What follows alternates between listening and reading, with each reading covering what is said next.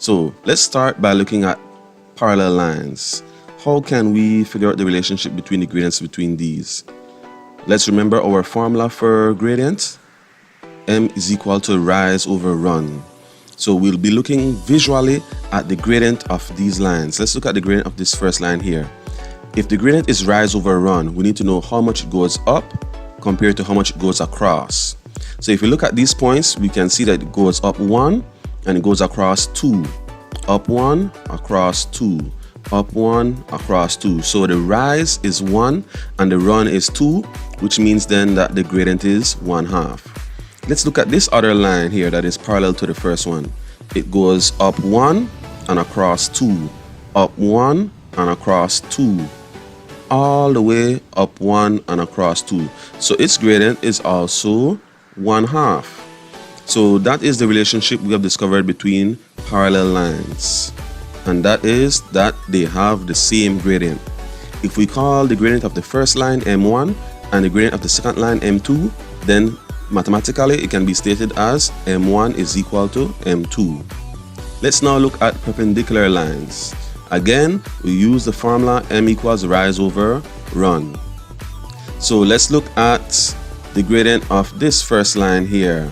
How much does it go up? 1, 2, 3 units. How much does it go across? 1, 2, 3, 4 units. And between any two successive points, we find that that is the same relationship. Up 3 and across 4. Up 3 and across 4. So the gradient of this line that is in red is 3 over 4, 3/4, because the rise is 3 and the run is 4. Let's look at this second line, the one sloping downwards. Let's see, it goes actually down 4 and across 3. Down 4 and across 3. Down 4 and across 3. Since it is going down, then the rise is negative. So since it goes down 4, the rise is -4, and across 3, the run is 3, so the gradient is -4/3. What relationships exist between these two numbers? They're not the same, but they are very similar. Well, this one here has a gradient of 3/4, and this one, the gradient is -4/3. If you look at it, basically, this second gradient here is this one flipped upside down, and the sign has changed from positive to negative. So in other words, we can say that this second gradient is the negative reciprocal of this first gradient. So that's our relationship. Perpendicular lines have gradients that are the negative reciprocals of each other. Stated mathematically, M1 times M2 is equal to -1, or M1 is equal to -1 over M2. What is the equation of the line that is perpendicular to the line y equal -7x over 10 plus 2, and it passes through the origin? Well, let's see. If it is y equal -7x over 10 plus 2, then identifying the gradient would be -7 over 10. So if that is the gradient of our first line, and our second line is perpendicular to that, to find the gradient of the second line, all we need to do is to flip the gradient of this first line, in other words, find the reciprocal, and change its sign.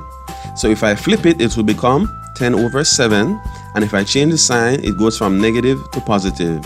So the gradient of the second line that we're looking for is 10 over 7. Now if it passes through the origin, then the origin has coordinates 0, 0, which then means that the y-intercept value c is equal to 0.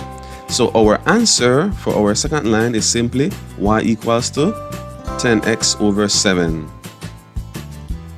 Now we'll be determining the equation of a normal.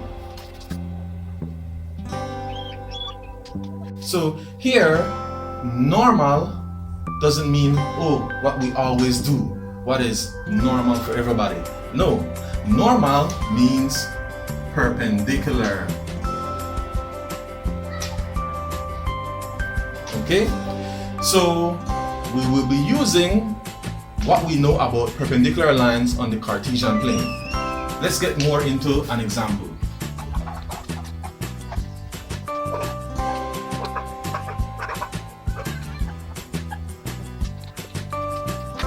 So we are to determine the equation of the normal to the curve y equal x cubed minus x at the point where x is equal to 2.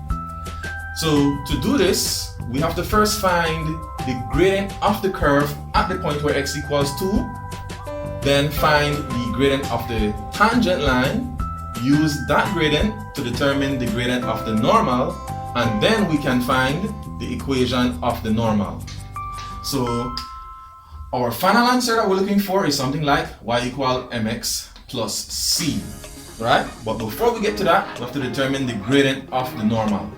So as I said, first we need to determine the gradient of the tangent line. How do we determine the gradient of the tangent line? We differentiate this original function x cubed minus x, so that will give us 3x squared minus 1, and then we substitute the value of 2 to find the gradient of the tangent line. So in substituting this, we have to multiply the 2 squared first, which is 4. Then we multiply 3 times 4, which is 12. And then we subtract 1 from that, so we get 11. Keep in mind, this is the gradient of the tangent line. How is the tangent line related to the normal? Well, they are perpendicular to each other. So if this is the gradient of the tangent line, then the gradient of a line that is perpendicular to that, a second gradient, will be negative 1 over 11. It is the negative reciprocal of 11. So we have that our gradient is negative 1 over 11. Next, we need to find our y-intercept value. How do we determine our y-intercept value? Well, we have to have a pair of x and y coordinates. We know the x value. How do we determine the y value? We substitute our given x value into the original function. So we have our equation y equals x cubed minus x. So when we substitute 2 into that, we'll have 2 cubed minus 2. 2 cubed is 8. 8 take away 2 is 6. So our pair of coordinates are 2, 6. Substituting, we'll have 6 is equal to negative 1/11 times 2 plus c. So negative 1/11 times 2 is just negative 2/11. Transposing, we'll have 6 plus 2/11 is equal to c. And therefore, 6 and 2/11 is our y-intercept value. That means then that our final answer is y equals to negative x over 11 plus 6 and 2/11. And that is how you find the equation of the normal.